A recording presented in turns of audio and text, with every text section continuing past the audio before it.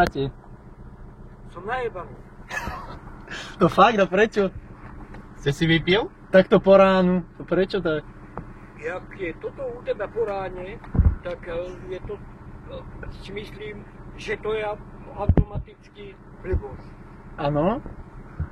Ale klobúk máte pekný, Ujo. Taký horársky. No to je v poriadku. Na to sa ty môžeš vyserať. Čo ty vieš o mne? No v podstate nič. Ale vidím, že ste dobre chytení. A počúvaj mňa, aby som ti pravdu povedal, ale ti sa nezaujímaj. Lebo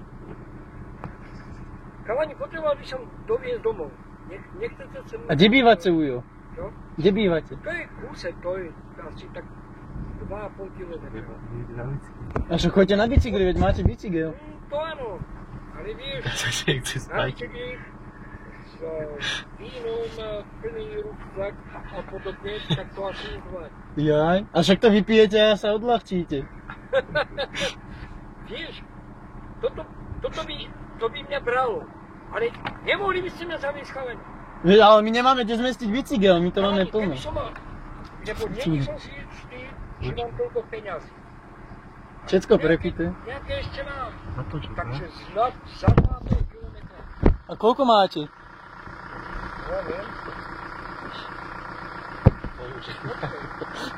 To nemôžem povedať, keď neviem. Jaj. Ide vám kamarát. A ide vám kamarát, pozrite na bicykli. Ten vás odtiahne. Počúvaj, nemachni, lebo vieš, a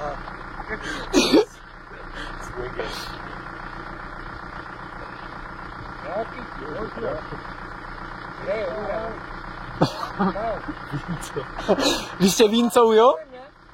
Vy ste Vincov. Urobiť si to pre mňa, veď to je 2,5 kilometra. A však sa prejdite, ujco. To dáte, dívajte, máte pekný. Však postavte si bicykel, to není problém. Počúvaj, nerobíš ze seba moc múdreho, alebo ja viem, že niečo nahrávaš, ale je mi absolútne jedno.